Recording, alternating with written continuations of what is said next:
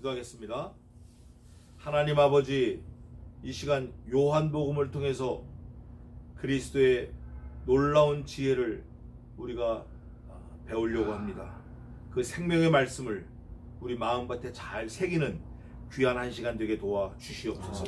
감사하고 예수님의 이름으로 기도하옵나이다. 아멘. 자, 얼른 하겠습니다. 요한복음 6장입니다.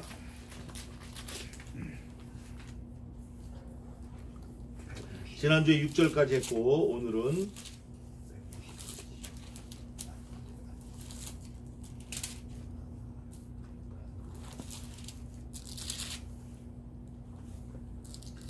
제가 15절까지 봉독하겠습니다. 7절부터 요한복음 6장 7절부터 봉독하겠습니다.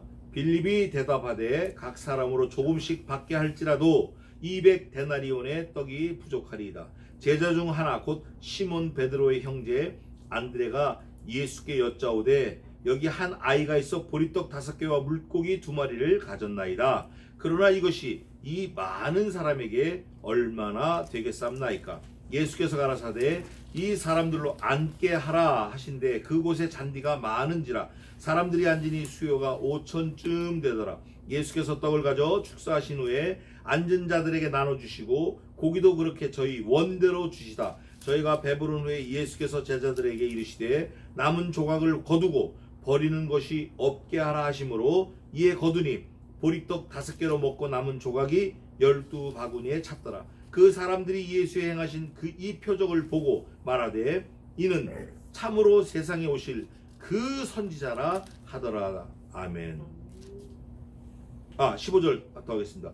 그러므로 예수께서 저희가 와서 자기를 억지로 잡아 임금 삼으려는 줄을 아시고 다시 혼자 산으로 떠나 가시니라. 아멘.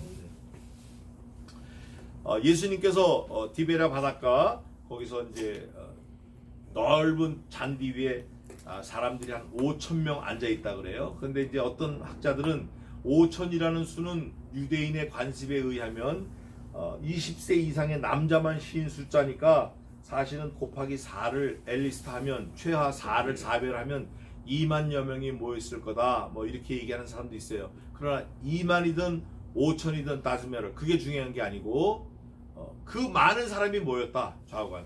근데 모인 목적이 뭐냐면 예수님이 콕 찍어서 지적하십니다. 너희가 떡을 먹고 배부른 까닭에 왔지 내 말을 들으러 온 게 아니다 라고 6장 후반부에 말을 해요. 너희가 여기에 모인 것은 배부른 까닭이요 떡을 먹고 배부른 까닭이요 내 말을 들으러 온 것이 아니다. 그렇게 말씀을 하셔요. 어쨌든 예수님은 이 많은 사람들에게 복음을 하늘나라 복음을 전파하셨어요. 근데 이 사람들이 많은 무리가 왔는데 목적이 뭔가 목적이 또 제자들은 이 현상을 보고 어떻게 반응하는가 예수님께서 어떻게 이걸 딱 결론을 내시는가 요겁니다. 많이 모였다 숫자에 연연하면 안 돼요. 숫자가 중요한 게 아니에요. 어느 교회 뭐 몇만 명이 모인다 10만 명이 모인다 그거 다 허수입니다.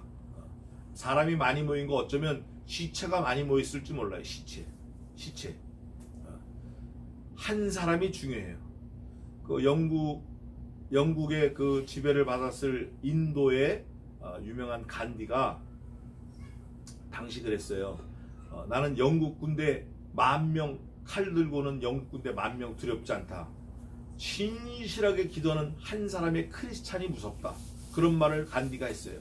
또 간디가 뭐라 했냐면 예수님은 좋다. 그러나 교회는 싫다. 그런 말을 했어요. 그게 뭐냐면 숫자에 다 연연하는 교회의 행태 때문에 그런 거예요. 예수님은 절대 숫자와 상관하지 않으시는 분이에요. 그런 생각을 우리가 머릿속에 두고 성경을 좀 살펴보겠습니다.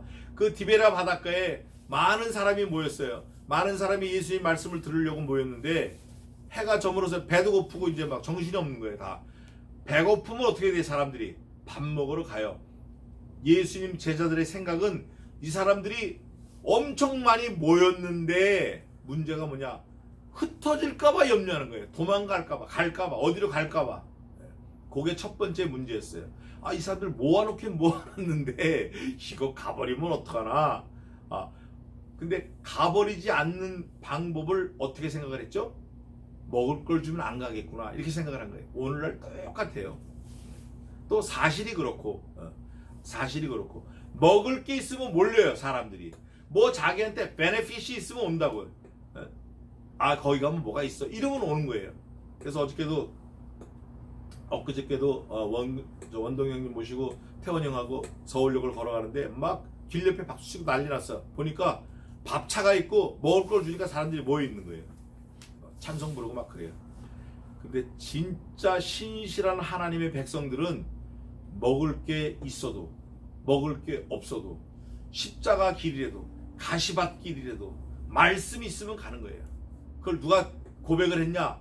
베드로가 고백했어요. 다 제자들이 도망가요. 그러니까 예수님께서 뭐라면, 야 너도 도망갈 거야? 그랬더니 베드로가 뭐라냐면, 아닙니다 주님, 주여, 주의 말씀이 여기 있사오니 내가 어디로 가오리까? 이렇게 고백을 했어요. 고백을 하고 예수님이 뭐라 그러냐면, 웃기지 마, 너 닭 울기 전에 3번 나를 부인할 거야. 아니나 달라요? 닭이 꼭 끼어 울었을 때 베드로가 아차 그런 거예요. 나 그 사람 몰라. 나 죽어도 그 사람 몰라. 내 맹세한다. 3번째는, 야 내 그 사람 하면 내 손가락에 장을 지다, 저주를 해버렸어요. 그 닭이 오니까 그 말이 생각나고 예수님과 눈이 딱 마주쳤어요. 베드로가. 숫자 상관없어요. 우리가 가는 길은 가시밭길이에요. 가시밭길. 우리가 믿는 예수님은 일생 마국간에 태어나셨다가 십자가에 달려 돌아가신 거예요. 나무하고 상관 있는 마국간, 말구유, 나무로 만든 데 태어나셨다가 나무로 만든 십자가, 나무로 만든 가시면류관을 쓰고 돌아가신 거예요. 무덤에서 요람까지, 요람에서 무덤까지, 우리가 생각하는 그런 이 세상의 삶과는 너무 다른 거예요.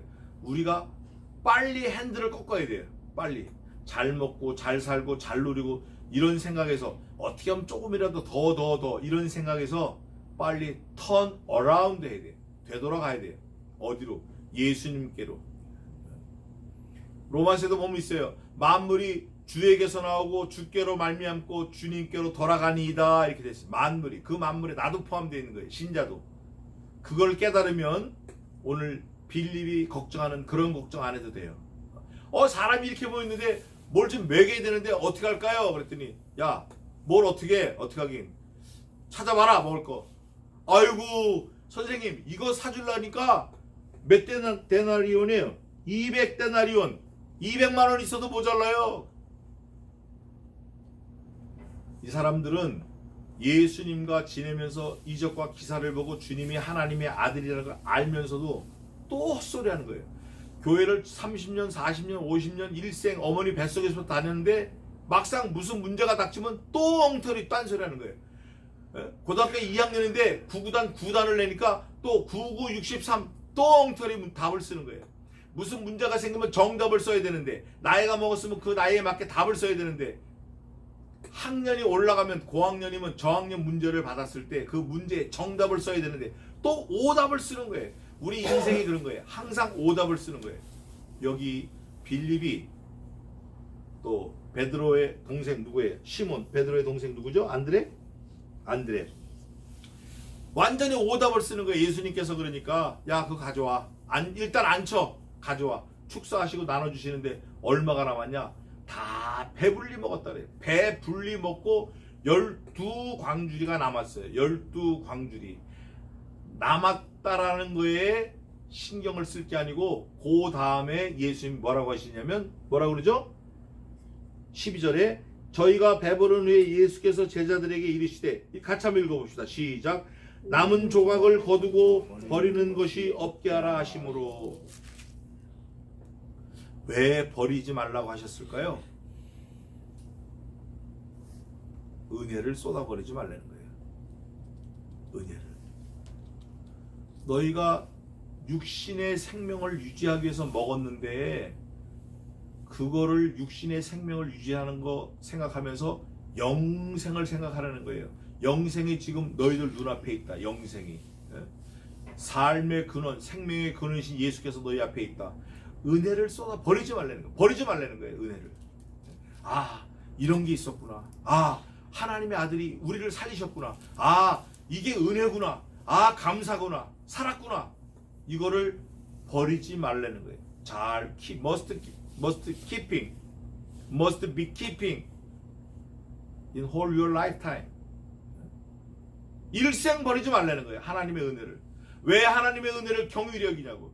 왜 하나님께서, 예수님께서 주신 그 은혜의 맛을 아는 다음에 그거를 우습게 여기냐고. 그렇게 하지 말라는 거예요. 버리지 말라는 거예요. 그러면서 또 요한이 이거를 보는 거예요. 요한이 뭐라고 썼냐면, 사도 요한이 이에 거두니 예수님이 버리지 말라고 그러셔가지고 얼른 거뒀어요. 버리지 않고 다 배불리 먹은 다음에 보리떡 5개로 먹고 남은 조각이 12바구니에 찼더라. 열왕기 하에도 그 과부의 그 기름병 있잖아요. 기름병. 그 흉년이 끝날 때까지, 환란이, 가뭄이 끝날 때까지 기름이 다 계속 나왔어요. 근데 가뭄이 끝이니까 기름도 안 나오는 거예요. 그것처럼 하나님의 은혜로 사는 거예요. 우리가 은혜로 살아요. 은혜. 그러면서 14절에 그 사람들이 예수의 행하신 무엇을 보고, 표적을 보고 말하되 이는 참으로 세상에 오실 그 선지자예요. 그 선지자. 선지자가 많아요. 그런데 그 선지자, 요한이 그 선지자 그랬어요. 이 사람이 선지자다 이랬는데, 요한은 이 사람이 참으로 이 세상에 오시겠다고 약속하신 그 선지자라는 거예요. 예? 임마누엘이라 하죠. 이사야서에도 있어요. 그러므로 예수께서 이제 이게 대충 사람들이 눈치챈 거예요. 그걸 예수님이 아셨어. 이제 이 사람들이 알았구나. 그러면 분명히 나를 또 뭐 어떻게 하려고 세상적인 방법을 할 건데 나는 자리를 피해야겠다. 이 사람들이 그러므로 예수께서 저희가 와서 저희를 억지로 잡아 자기를 억지로 잡아 임금 삼으려는 줄을 아시고 다시 혼자 산으로 떠나 가시니라. 사람들이 이적과 기사를 보고 예수님께 와가지고 임금을 삼는 거예요. 왜냐? 이분만 임금이 되면 뭐 5,000명이 아니라 5만 명 먹고 뭐 죽은 자도 살아나고 난리가 나는 거예요. 그러니까 로마 학정으로부터 벗어날 수 있고 그랬는데, 예수님은 그걸 눈치를 채시고 아시고 혼자 산으로 또 가시는 거예요. 혼자 산으로 가시는 거예요. 혼자 있어도 안 돼. 산으로도 안 돼. 떠나가야 돼. 일단 무조건 가야 돼. 우리 신자의 생활이 그래야 돼요. 혼자 있는 그 시간을 즐겨야 돼요. 제가 책을 보는데 이런 책이 있어요. 혼자 있는 시간이 많을수록 더 똑똑해진다. 이게 책 제목입니다. 제 방에 있어요. 혼자 있는 시간이 많을수록 더 똑똑해진다는 거예요. 근데 그게 맞는 것 같아요. 깊은 사색, 믿지 않는 사람들은 사색이라 그러는데, 우리는 하나님을 생각함으로 슬픔을 참으면 이는 아름다우리니와, 하나님을 생각하는 거예요. 그 하나님이 어떤 하나님이에요? 독생하신 아들 예수 그리스도를 죽이신 하나님이에요. 그 하나님이 어떤 하나님이에요? 나의 피난처가 되시는 하나님이세요. 그 하나님이 어떤 하나님이에요? 나의 구원자이셔요. 그 하나님이 어떤 하나님이에요? 나의 지존자예요. 그 하나님이 어떤 하나님이에요? 하늘의 하나님이에요. 그 하나님이 나의 요새요, 나의 반석이요, 독생하신 아들 예수 그리스도를 내 죄를 구원하시기 위해서 죽이신 그 하나님이에요. 그 하나님이 어떤 하나님이에요? 나의 신랑이신 예수 그리스도예요. 그 하나님이 어떤 하나님이에요? 예수님이 다시 오시는 그날까지 나를 말씀 안에서 벗어나지 않게, 하나님의 기록된 말씀밖에 벗어나지 않게 하시려고 나를 붙들고 도와주시는 보혜사, 성신 하나님이시에요. 그 하나님인 거예요. 그래서 우리가 예수님께서 이 땅에 사시는 동안 이런 기적 저런 기적 많이 행하셨는데, 그 많은 기적 중에 가장 큰 기적은 어떤 기적이죠? 이적과 기사 많은데 내가 그 예수님 믿게 되는 이적이 이게 가장 놀라운 거예요. 이건 뭐 뭘로도 바꿀 수 없어요. 내가 그 하나님이 믿어지는 거, 이게 이적이에요. 이게 기적이에요. 이게 하나님의 놀라운 은혜라니까요. 그 은혜의 까나프가 거기서 귀결이 딱 종착이 되는 거예요. 그게 파킹랏에 제대로 차가 딱 들어가서 안착되는 거예요. 내가 예수 그리스도가 믿어지는 거. 놀랍잖아요. 이게 어떻게 믿어지냐고요. 이게 안 믿어지면 심각한 거예요. 그래서 우리는 따라해 봅시다. 신자는 살면 좋고 죽으면 더 좋다. 기도하겠습니다. 하나님 아버지,